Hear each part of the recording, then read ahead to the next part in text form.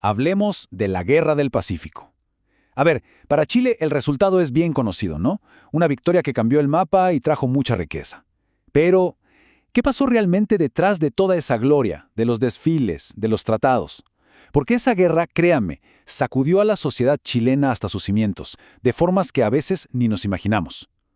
Hoy vamos a escarbar un poco más allá, para entender cuál fue el verdadero precio de ese triunfo. Bueno, para empezar, vamos a ver qué había más allá de la victoria militar. Luego, nos meteremos de lleno en el costo humano, que fue tremendo. También vamos a hablar de los héroes olvidados, de qué pasó con los soldados cuando volvieron. Y un tema fascinante, el nuevo rol de la mujer, que cambió por completo. Para cerrar, juntaremos todas las piezas y veremos el legado lleno de contrastes que nos dejó esta guerra. Ok, arranquemos con la primera parte, más allá de la victoria. Como dice aquí, un triunfo militar que preparó el terreno para un cambio social bien profundo. A ver, el hecho histórico es claro. Chile le ganó a la alianza de Perú y Bolivia. Y esto no fue casualidad. Había factores clave, como una mayor estabilidad política y sobre todo una estrategia naval que fue decisiva. ¿Por qué? Porque mantuvo la guerra lejos de casa, lejos del territorio chileno, protegiendo a la población y las ciudades. Pero ojo, que esa es solo la mitad del cuento. Y justo aquí es donde la cosa se pone interesante. Porque ganar una guerra, aunque sea lejos, no sale gratis. El impacto en casa puede ser enorme.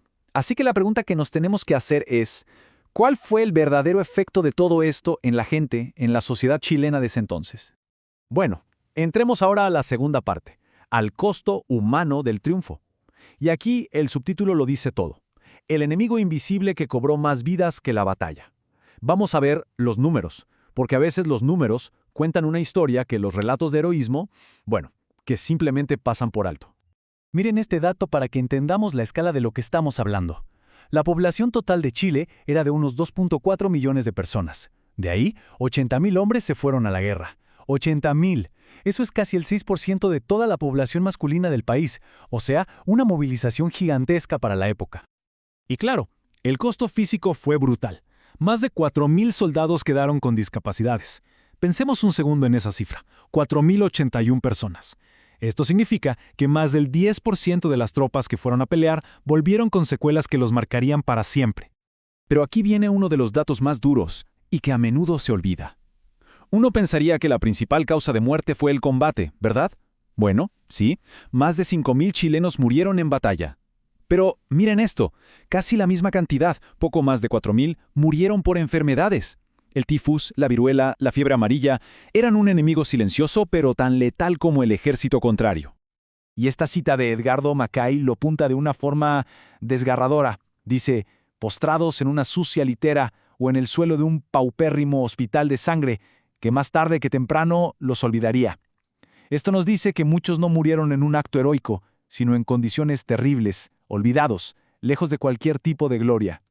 Y todo esto nos lleva a la siguiente sección, héroes entre los olvidados.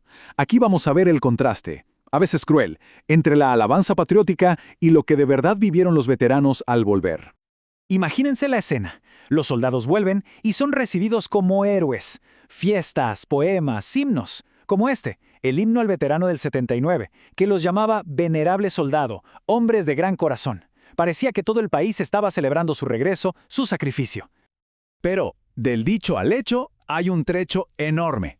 Aquí vemos el contraste. Por un lado, el elogio público. Venerable soldado, hombres de gran corazón. Por otro, la dura realidad privada. El historiador Carlos Méndez lo deja claro. Muchos no tenían oficio ni profesión a la que volver. Les costó un mundo reinsertarse en el trabajo. Y la pensión del Estado era mínima, exigua. O sea, con los aplausos y los poemas no se comía. Ahora demos un giro. Mientras todo esto pasaba con los hombres en el frente y a su regreso, en Chile se estaba gestando un cambio social importantísimo, casi una revolución silenciosa. Hablemos de un nuevo rol para la mujer, porque la guerra cambió para siempre su lugar en la sociedad. Claro, con tantos hombres fuera, alguien tenía que mantener el país funcionando, y las mujeres dieron un paso al frente. Como lo explica la historiadora Teresa Pereira, de repente empezaron a ocupar puestos de trabajo que antes eran impensados para ellas. Conductoras de tranvías, vendedoras, cocheras, además de confeccionar uniformes y preparar material para los hospitales. Y ojo, no era solo por patriotismo. Para muchas viudas y huérfanas era la única forma de sobrevivir. Pero su rol no se quedó solo en las ciudades. En el mismísimo campo de batalla surgieron las cantineras. ¿Quiénes eran?